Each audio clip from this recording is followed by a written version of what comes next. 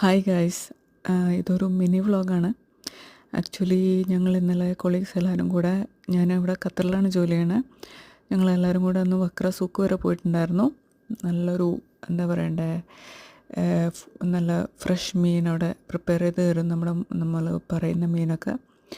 അപ്പോൾ അതൊന്ന് എക്സ്പ്ലോർ ചെയ്യാമെന്ന് വെച്ച് പോയതാണ്. ഇതാണ് ഞാൻ. ഈ സ്ലോ മോഷനിൽ നടന്ന പട്ടി ഷോ കാണിക്കണുണ്ടോ, ഇതാണ് ഞാൻ. അപ്പോൾ ഞാനവിടെ വന്നിട്ട് 2.5 വർഷമായി. പക്ഷേ എവിടെയും ഇതുവരെ പോയില്ല, എക്സ്പ്ലോർ ചെയ്തില്ല. ഇങ്ങനെ കേട്ടു അവിടെ ഇങ്ങനെ ഫുഡൊക്കെ, ഫ്രഷ് മീനൊക്കെ അടിപൊളിയായിട്ട് പ്രിപ്പയർ ചെയ്ത് തരും എന്നൊക്കെ പറഞ്ഞിട്ട് കുറേ നാളായി എല്ലാവരും കൂടെ പോകാമെന്നും പറഞ്ഞ് പ്ലാൻ ചെയ്യുന്നു. പക്ഷെ ഒന്നും നടന്നില്ല. പിന്നെ ഇതായിരുന്നു ഞങ്ങൾ പോയ റെസ്റ്റോറൻറ്റ്. അപ്പോൾ ആംബിയൻസ് അടിപൊളിയായിരുന്നു. നല്ല ക്ലൈമറ്റായിരുന്നു ഇന്നലെ അധികം ചൂടില്ല, അധികം തണുപ്പില്ല. അപ്പോൾ ഞങ്ങൾ പുറത്ത് തന്നെ ഇരുന്ന് ഫുഡൊക്കെ കഴിച്ച്.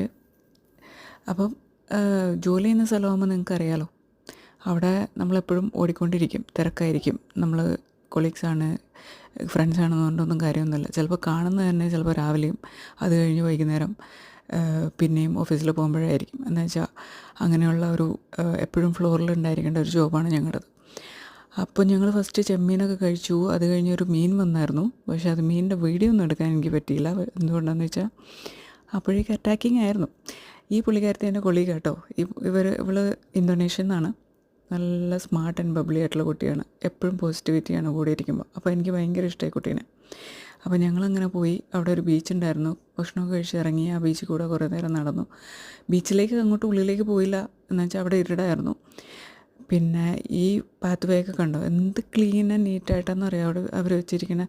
അതുപോലെ അവിടെ ഇഷ്ടം പോലെ റെസ്റ്റോറൻറ്റ്സ് ഉണ്ട്. ഫാമിലീസൊക്കെ ഒത്തിരി പേര് വരുന്നുണ്ട്. സെക്യൂരിറ്റി നല്ല പോലെയുള്ള സ്ഥലമാണ്.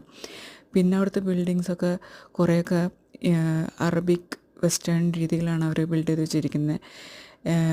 എക്സ്റ്റീരിയർ പാട്ടൊക്കെ അറബിക് തീമിലും. അപ്പം ഉള്ളിലേക്ക് പോയി കഴിഞ്ഞാൽ കുറേ റെസ്റ്റോറൻറ്റിൻ്റെ ഒക്കെ ഉള്ളിൽ വെസ്റ്റേൺ തീമിലുമാണ് അവർ വെച്ചിരിക്കുന്നത്.